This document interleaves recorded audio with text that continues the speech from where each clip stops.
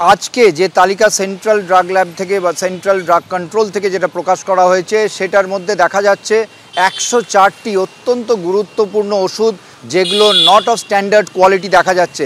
একই সঙ্গে আরও একটি ওষুধ যেটি রক্তচাপ নিয়ন্ত্রণ করার ওষুধ, সেটা স্পুরিয়াস বলে তারা ঘোষণা করেছেন একটি ব্যাচ।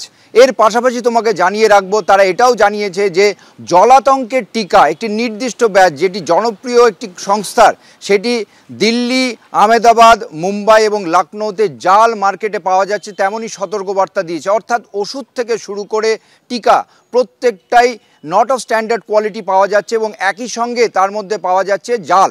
এবং এই বিষয় নিয়ে রাজ্য ড্রাগ কন্ট্রোলের তরফ থেকেও তারা যে অভিযান চালাচ্ছে, তারা যে পরীক্ষা করছেন সেগুলোতেও তারা গত পরশু বিভিন্ন জায়গায় অভিযান চালাচ্ছেন। তাদের বক্তব্য যে অনলাইনে পদ্ধতিতে বা বিভিন্ন জায়গায় বাইরে থেকে যে ওষুধগুলো আসছে হোলসেলারদের মাধ্যম দিয়ে, সেইগুলোতে বিভিন্ন ক্ষেত্রে দেখা যাচ্ছে জাল করা হচ্ছে, কিউআর কোড দিয়ে বিভিন্ন সময় জাল চিহ্নিত করা যাচ্ছে। তবে এখন যারা জাল করছেন তারা যে পরিমাণ প্রযুক্তি ব্যবহার করছে তাতে দ্রুত চিহ্নিত করা সম্ভব হচ্ছে না। অনেক ক্ষেত্রে ওষুধগুলো মার্কেটে বিপুল পরিমাণ ছড়িয়ে যাচ্ছে, সেইগুলোকে রিকল করতে যথেষ্ট বেগ পেতে হচ্ছে।